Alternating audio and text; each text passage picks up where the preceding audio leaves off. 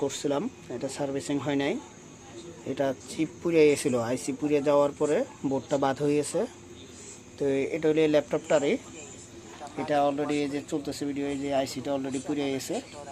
এটা হলো এই ল্যাপটপের মাদারবোর্ড, এটা i7 6 জেনারেশন ছিল, আর যেটা লাগাইছি এই ল্যাপটপে i5 7 জেনারেশন। তো এটা যে আইসিটা পুড়ছে সেটা আপনাদেরকে দেখাই।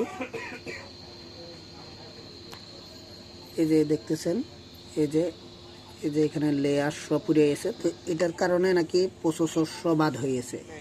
এই আইসিটার এই জায়গায় ভোল্টেজ নাই, পুরো প্রসেসরটা সব শর্ট হয়ে গেছে। তাই আমরা বোর্ডটা চেঞ্জ করে দিছি। এই বোর্ড হয় নাই সার্ভিসিংয়ে, তাই আমরা নতুন আরেকটা বোর্ড i5 7 জেন এই ল্যাপটপটাতে লাগাই দিছি।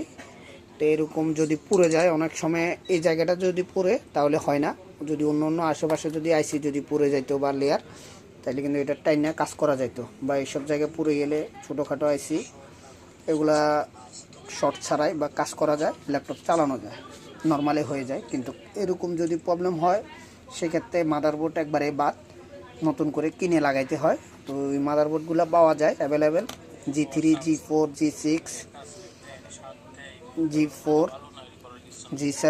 G7 এগুলোর বোর্ড পাওয়া যায়। তো আপনারা চাইলে নতুন বোর্ডও লাগাইতে পারবেন, ওয়ারেন্টি থাকে 1 মাসের। এসব বোর্ডগুলো যদি নতুন লাগাই নিন, আমরা অলরেডি এই যে মিটারে দেখাইতেছি ওনার যেটা এই বোর্ডটাই অলরেডি এটা চেক করছি। এই যে দেখতেছেন সবই ঠিক আছে, মোটামুটি ওই জায়গাটা শর্ট বাদে বোর্ড, নতুন একটা বোর্ড লাগাই দিছি।